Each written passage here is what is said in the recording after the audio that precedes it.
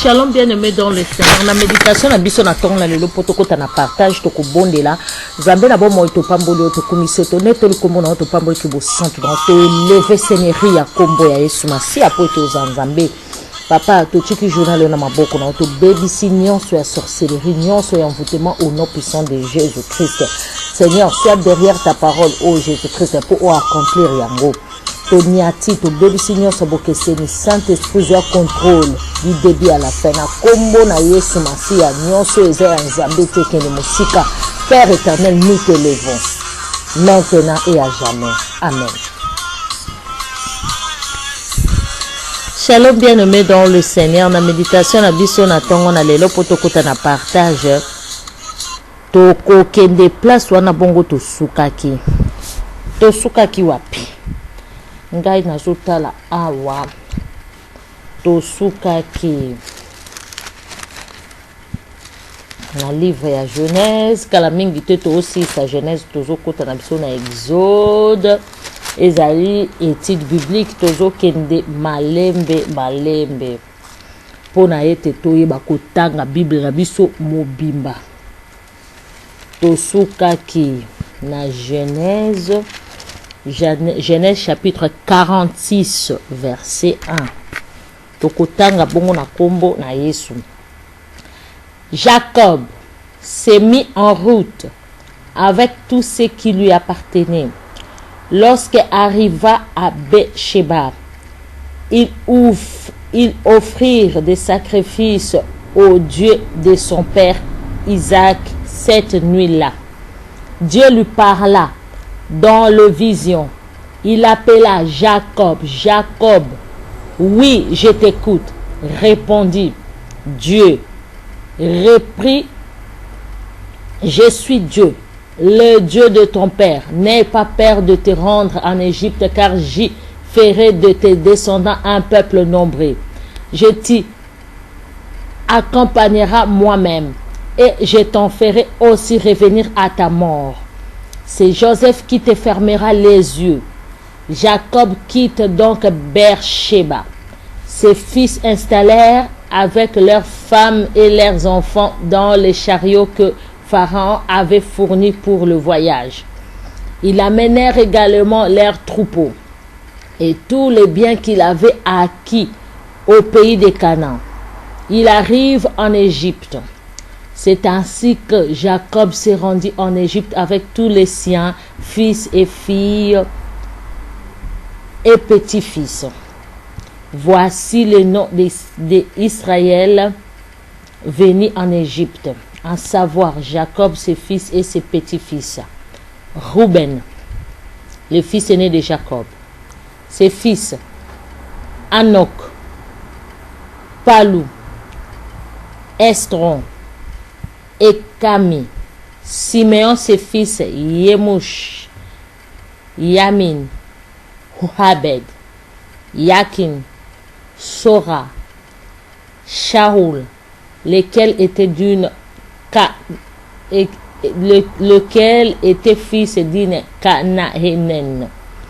Lévi et ses fils, Geshon, Keita, Merari. Alléluia. Toko continuer na 12. Awa baolaksa Jacob tangu akita kimboka na ye. Liboswa kite mboka na ye akena nokotuna Nzambe. Alukaki elongi ya Nzambe. Atuni Nzambe. Eske makambo bana nga bayeke yebisanga na bima Jacob azakuna. Eske ifo na bima. Mbala liboso bakosaki nga bana oyo. Nzambe alobi na ekende na kozongisa ba descendance na mboka oyo. Okokufa mais Joseph akomema akobimisa mikuwa na yo. Alléluia. Alléluia. Alobi Joseph mutakokanga yo misu. Misu na ya Jacob ezalaki makasi na posa amona Joseph. Ava akufa Nzamba sali suwe na ye okokufa mais na maboko ya Joseph. Alléluia. Bien-aimé dans le Seigneur, tala awa titi da Jacob tina mobange na ye avant à se déplacer akenda liboso ko consulter Nzambe. Bien aimé dans le Seigneur, ko prier et bandi les lotés, ko consulter Nzambe et bandi les lotés. Bible lobby, peuple o aza sans révélation, aza peuple moko sans frein. Jacob avant na ye akobima, mboka na ye atuna ki liboso Nzambe. Abandai ko tambola na Nzambe. Yango moni Jacob vi na ye mobimba, azalaki na succès. Il y a les hauts et les bas, mais mingi sur 100%, abandai ka kozana succès 85 ou 95%. Makambo bele komela ye ezalaki kaka makambo mike mike oto kuta na kanango na vie na biso du chaque jour na se na moi. Mais babi muto aza ko tambola na Nzambe, muto aza ko consulter Nzambe pe muto aza ko tambola lubanza bazali lokola nzete oyo baloni pembeni ya mai. Nzete wana ekaukaka te na saison nyonso epesaka fruit na yango parce que mai eza ko arroser yango. Mais oyo ebotami pembeni ya mai te fo bake otoka na mai bakende ko arroser yango akozwaka mai te, mais ye avandi na kati ya mai. Donc muto avandi kati na liloba na Nzambe, muto avandi kati na kotosa liloba na Nzambe aza ko méditer pe kotosa yango akozala toujours na succès. Attends Nzambe bokabisaki Josué que le parole de ce livre de vie ne s'éloigne pas de ta bouche, médite-la nuit et jour pour avoir du succès partout où tu iras. Alléluia. Mutu oyo avandisa konjima na ye, avandisa vi na ye na kati ya mai munene oyo eza liloba na Nzambe azaka toujours na succès. Tomoni ya Jacob atuna ina Nzambe avant bima, Nzambe alobeli ye batu musu bakasa Nzambe aloba te bamipesa na bango kotuna ba mama mbikudu bamipesa kotuna ba conseil na batu oyo esengelaki te, bamipesa kotuna ba conseil kozwa ba conseil oyo ba musique profane ba yembaka mususu komema opeka na mabe. Bien aimé, mais awa Jacob ayeba ke Nzambe abandai kolobela bango, Nzambe alobaka ebongo ka biso mtozwi grâce na Jésus Christ eboto lobaka Jésus Christ aloba te. Bible dit invoque-moi, je te répondrai, je te montrerai des choses cachées. Nzambe bien aimé dans le Seigneur, il faut oyo kaka Nzambe. Nzambe na biso alobela biso na bandoto. Nzambe na biso alobela biso tamsu na kanali ya moto. Tamsu yo moko tango koti na méditation ko yoka mongongo moko ezolobela yo. Mutu nyonso ayo kaka. Ezaka so satana kangi matoi na yo to masumu. To makambo pamba pamba kati na ba distraction ko simba téléphone bo bandi osola banda tongo chipokwa. Ozaka na ta ya koyoka liloba Nzambe te. Ozaka na ta ya koyoka ta molimo mo santu ndenge ezolobela yo te. Oza toujours agité yo moko kanga matoi na ya molimo. Olalaka toujours na kwiti. Olalaka toujours na téléphone na masolo ndo yo kolala. Ozwaka ta ya koméditer te. Okanga matoi na ya molimo. Olingi koyoka te. Yango balobi bato abongo bazali sans frein.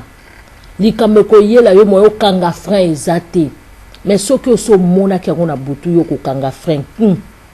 Nzelo na okende te journal lelo fona kota mabondeli parce que na moni makambo moko na mona te. Le peuple sans révélation. Ndeko lingaka ozalaka na révélation. Alléluia. Awa tomoni Jacob atunaki Nzambe assuraki nzela na ye, et puis Jacob azwaki bana na ye, basi ya bana na ye abani kokende na Égypte. Awa tomoni ba kombo ya bana na ye na basi na bango et na bana na bango. Na 12 babi Juda et ses fils Sheila, Pérez, Zéra, les autres fils de Juda, Ona étaient morts au pays de Canaan.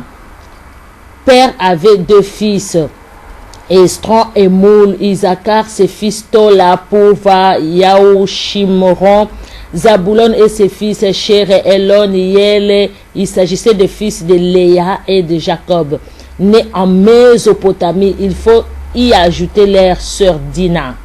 Avec leur propre enfant, il était 33 en tout. Babi bango na bana bango bazaki 33 au bakota ki na Égypte. Gat et ses fils, Séphor, Agi, Shorum, Hebron, Ira, Hérode, Eréli, Assé et ses fils, Ina, Isheva, Ishevi et Iria, ainsi que leur sœur Séra, Ebia, avaient 2 fils, Hebron et Malkil. 33 wana ezalaki kaka badescendant ya kote ya Juda, bana na ye, bandeko na ye, bana o babotaki na Léa, bana na bango, bana baleki ne badina et tout. Ce sont là les 16 descendants de Jacob et de Zilpa. Laban avait donné celle-ci comme servante à sa fille Léa. Rachel, femme de Jacob, lui donna 2 fils, Joseph et Benjamin. En Égypte, Joseph eut 2 fils de son épouse Asna, fille de Potiphar, Potiphéra, prêtre de la ville On, Manassé et Ephraïm. Benjamin eut 2 fils, Béla, Beker, Esham, Géna, Eli, Roc, Moupim, Hupim et Ard. Ce sont là des 14 descendants de Jacob et de Rachel. Dan et son fils Humshe, Nephtali et ses fils Yeshi, Gouma, Shilem. Ce sont là les 7 descendants de Jacob et de Bila. Laban avait donné celle-ci comme servante à sa fille Rachel. Le membre de sa famille de Jacob, descendant direct, qui s'est rendu en Égypte, était 66 en tout. Il avait en plus les femmes et ses fils avec 2 fils de Joseph nés en Égypte. Le total de membres de la famille de Jacob qui installèrent ces pays était 70. Balobi se bango nyonso ndenge babimaki bandeko eza ba place mususu bomona na Bible bazo insister neti place mo ba insister babi bana ya Léa, descendance ya Léa bazo lakisa ba descendance kotaki en tout 70 o ba kotaki ba kenova en Égypte ba kotaki abi azwaki na ba koko lo na ye batutu azwaki bango babimaki bakendaki na Égypte. Donc bazaki peuple moko ebele, bazaki au nombre 70 bana ba koko. Bazo insister bana ya servante, bana ya Léa, et puis bazo insister pourquoi toto comme na libota ya Juda ba insister makasi parce que ba yebaki ki ba kolobela. So mo na Bible ba insister loko moko, c'est que ba kolobela ngo quelque part ba bi Juda awa abalaki shela. Ozomona sikoyo yango toza koloba mingi ke batu nyonso bauta na descendant bana na nzambe bele babimi na descendant ya Abraham. Tala Abraham bana ne musu babotaki na ba Égyptien yango waka même ba noir ba musu baka biso toyebi Abraham te eza ya Bible. Tala balobi awa Joseph abotaki soki Égypte ezaki na ba noir babi Joseph abotaki na mwana ya Potiphera. Potiphera nazaki prêtre ya ville moko On abotaki Manassé na Ephraïm. Siko babotaki c'est que Joseph abotaki na ba noir. Soki ndenge bato balobelaka pomona ke mokili ezalaki biso nyonso tozalaki ensemble. Soko tali Juda ba Juda abotaki pe na ba Kanaene, abotaki pe pays wana Kana onza ba bomaki yango, mais basi na bango pe babotaki pe na bana Jacob lisusu. Bon ba esclave pe o ba utaki na Mésopotamie. Ba esclave po Jacob akimaki pa Laban. Mésopotamie na kala ezalaki na mboka ezalaki na carte Afrique. Mais ceux qui tous les Africains sont noirs. Toujours batté pour le racisme. Toujours poto là qui sababi. Vous connaîtrez la vérité vous affranchira. Toujours kabolaté pour nzamba pour rater nzamba c'est qui va noir na mindele. Mais ba lobby ba esclave na ba bota qui pena Abraham. Ba utaka na Mésopotamie. Ezalaki papa ya Rachel na Léa apesa ki bango ba servante. ba esclave te me ba servante bana misala bango pe ba botaki na Abraham yango babinde ko descendance Abraham ezali mulai bato balobaka oh Bible eza faux biso eza fausse biso to yebi na biso yango te Abraham wana aza kokwa mindele c'est faux archi faux. Abraham vit na ye mobimba bandeka ko tremper entre Égypte et ko kene Kana o Abraham akendaki Abraham azaki mopaya na Kana lelo monaka Kana eza kota ba Moyen-Orient kuna Abraham akende kuna comme mopaya pe ezalaki na bana na ye babotaki na ba peuple mboka wana ba peuple mboka na Kana bazaki banani bazaki bana ya Noé Cham bana ya Noé mutu bakendaka na mboka wana. Et puis siko Abraham azali ba koko ya Noé o ba botama na papa na bana mususu neti ba bota bino 3 ba koko ya troisième ya mwana liboso bakendaki mususu ba koko ya deuxième bakendaki place mususu ba koko ya troisième ce qui na sa différence entre Shem na Cham ba koko ya Noé mwana asalaka lisumu pa ya Noé nde bango bakendaka na Kana. Alléluia.